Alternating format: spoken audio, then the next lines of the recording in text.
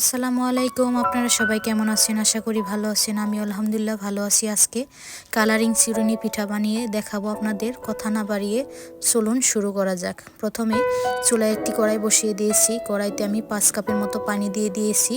পরিমাণ মতো লবণ দিয়ে জাল করে নেব কিছুক্ষণ। ভালো করে বলক উঠে গেলে এরপরে দিয়ে দেব 5 কাপ পরিমাণে চাউলের গুঁড়ো।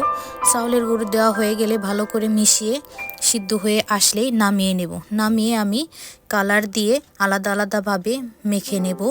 মাখা হয়ে গেলে 3টা বল শেপ দিয়ে নেব। এরপরে নিয়ে নেব চিরুনি। চিরুনিটা আমি ধুয়ে পরিষ্কার করে নিয়েছি। এবার চিরুনিতে একটু তেল মাখিয়ে পিঠাগুলো বানিয়ে নেব। আমার ভিডিওটি যে যেখান থেকে দেখতেছেন দেখার শুরুতে একটি লাইক দিয়ে দিবেন। আর যারা যারা এখনও আমার চ্যানেলটি সাবস্ক্রাইব করেনি প্লিজ সাবস্ক্রাইব করে দিবেন। আমি সবগুলো পিঠা এইভাবে বানিয়ে নেব। সবগুলো পিঠা বানানো হয়ে গেলে চুলায় আরও একটি কড়াই বসিয়ে দেব। কড়াইতে পরিমাণ মতো তেল গরম করে সবগুলো পিঠায় আমি একে একে ভেজে নেব। প্রথমে আমি সাদা পিঠাগুলো ভেজে নেব, এরপরে হলুদ পিঠা ভেজে নেব, এরপরে ভেজে নেব কমলা কালারেরগুলা। এভাবে সবগুলো পিঠায় আমি ভেজে উঠিয়ে নেব। দেশে কিংবা দেশের বাইরে যে যেখান থেকে আমার ভিডিওটি দেখতেছেন সবাইকে অসংখ্যবার ধন্যবাদ জানাচ্ছি পুরো ভিডিওটি দেখার জন্য। আর যারা ভিডিও দেখে সুন্দর সুন্দর কমেন্ট করেন তাদেরকেও অসংখ্য ধন্যবাদ ভিডিও দেখার পরে কমেন্ট করার জন্য। এবার আমার সবগুলো পিঠায় আমি মচমচে করে ভেজে উঠিয়ে নেব।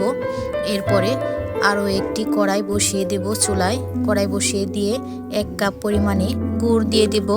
1/2 কাপ পরিমাণে পানি দিয়ে ভালো করে জাল করে নেব।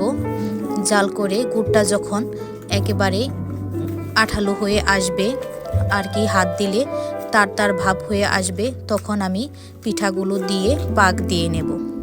দেখুন আমার গুড়টা আঠালো হয়ে গেছে, একটু আঙ্গুলে নিলেই তার ভাব হয়ে আসছে। এবার পিঠাগুলো দিয়ে ভালো করে মিশিয়ে নামিয়ে নেব।